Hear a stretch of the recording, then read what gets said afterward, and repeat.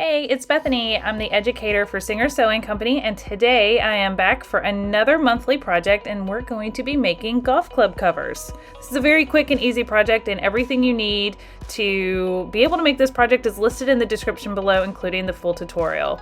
So I'm just going to quickly walk you through the steps. We're going to first take the long rectangular piece, and we're going to attach it all the way around one of the golf club shaped pieces. And we're going to use a straight stitch and stitch all the way around that first rectangular piece to the golf club piece. Now you're gonna see here that I am really gonna take my time to go around the curve. I'm adjusting the fabric, I'm doing a little at a time, and I'm also using clips for this project instead of straight pins, but you could use straight pins if you're more comfortable with that or if that's what you have on hand. And I'm gonna continue to work my way around the fabric all the way to the other side. We're going to repeat this step with the other golf club shaped piece. We're making like a sleeve, essentially, like a little mitten for it. All right, so here's the other piece, and I'm going to attach it right sides together again, all the way around to that rectangular piece I just sewed onto the first side. Looks very similar, doesn't it? So we're going to work our way back around this piece as well. Again, taking our time around the curve, adjusting the fabric so we don't get puckers and weird like gathers. You're also going to need to be sure that you are not accidentally sewing over the other side of this little pocket that we're making for our golf club.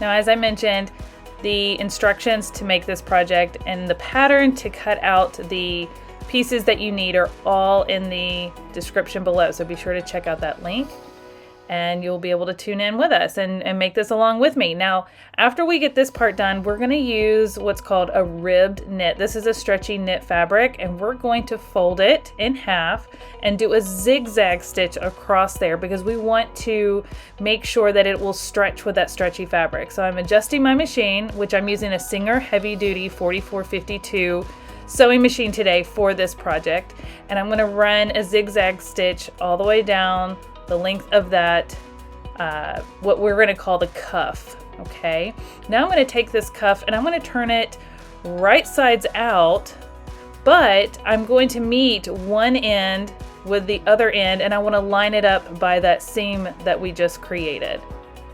I like to put a clip there. It helps kind of hold the seam together, and then just finagle the fabric until you get the edges lined up. You're gonna have a folded end and you're gonna have a raw edge end, just like that. We're gonna take the opposite end of where the seam is, we're gonna find the other side and put a clip there. We're dividing this cuff in half essentially, and it's nice and stretchy.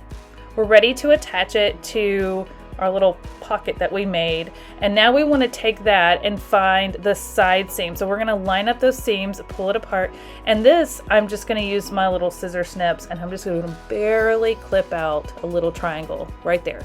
And I'm going to do the same thing to the other side, and it's just going to mark where the halfway side points are. And then see that little notch I made? Now I'm going to take this cuff that I made and I'm going to line up my two clips with those two little notches. This is going to help me evenly stretch the cuff to fit around the opening of this golf club cover. So I'm going to line up those notches with my clips on both sides. Now that I've got both sides attached to the cover, the blue cover, you'll see I'm going to stretch, and you'll see how easily and evenly it will stretch around the opening of that cover. So I am now going to go back to my machine using the same zigzag stitch, and I'm going to start at one of those clips, and I'm going to sew this to the blue cover, stretching the rib knit cuff as I work my way around this tube, this opening. Okay, and we're going to be sure you always backstitch at the beginning and end to secure your stitches so that this cuff does not come off your cover. This little cuff is going to create like a gathering around the bottom of the cover, which you'll see here. It's a nice little zigzag all the way around. I'm going to reach into this and turn it right side out And we're done. Look at how nice this looks. Stick your hand in there, get it all turned out, give a little wave. There you go. So cute. And see how it gathers around that bottom? This is going to allow it to stretch over any size club and then not fall off easily as well. So you can see it's working just great. Here's a bigger club that I'm going to slide this over, and it works great. And you can always decorate these with some embellishments like embroidery and applique as well. Hope you try to make these.